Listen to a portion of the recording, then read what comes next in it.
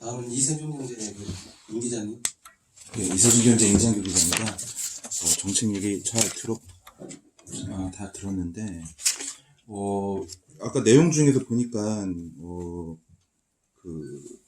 주차요금 관련해가지고 이렇게, 이제 받는 방향, 그러니까 관공서나 이런 데 주차요금 받는 동에서, 차를 끄고 오는 거에 대한 일종의 좀 억제책을 이제 말씀하시는 것 같은데, 이를테면 이제 우리나라 말고 이제 유럽 같은 경우에는 탄소주민이 기후위기 관련해가지고 좀 그거에 대한 그 공감대가 더 큰 것 같습니다.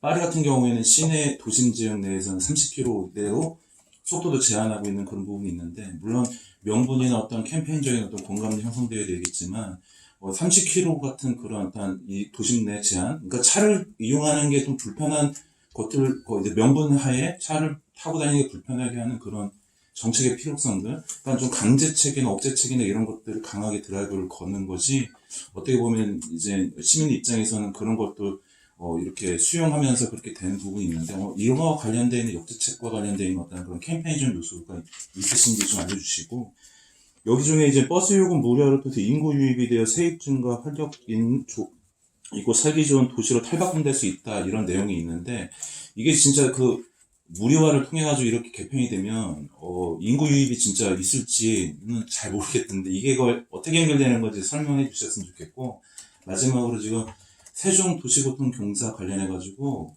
이게 지금 교통공사랑 도시개발공사 같이 있는데, 이게 이제 좀 업이 분업화돼 가지고 좀 더 전문화해 가지고 이렇게 각각의 일을 하는 게 또 이제 적자 구조도 있으니까 또 일을 더 제대로 해야 되고, 이런 거 관련해 가지고 지금 그런 여론이 있는데, 이에 대한 의견을 좀 말씀드리면 되겠습니다. 좀 뭐 주차장 자가용을 갖고 오는 것에 대한 어떤 제재라고 그럴까 제지라고 그럴까 하는 것은 좀 전 세계가 공통되는 상황입니다.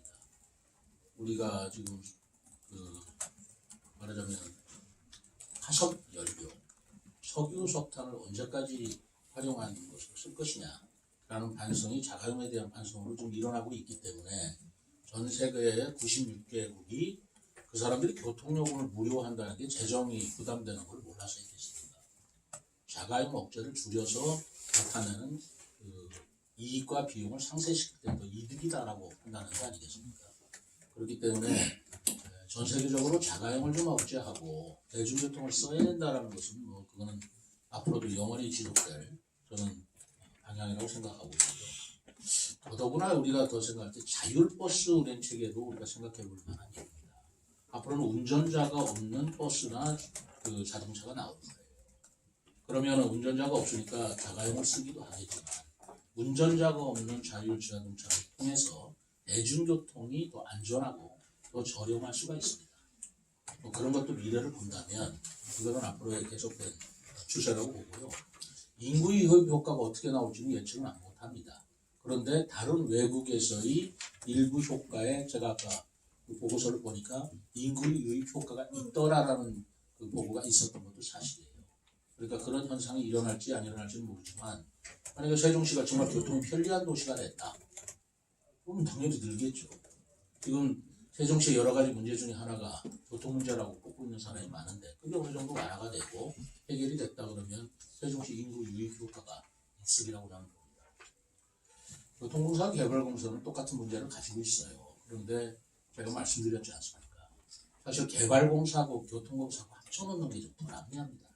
개발은 개발대로 해야 되고 교통은 교통대로 해야 되는데, 그러다 별도의 또 법인을 만들어야 되고 공사를 만들어야 되는데, 제가 그거를 하고 싶어도 지금 참고 있는 것은 예산 절감입니다.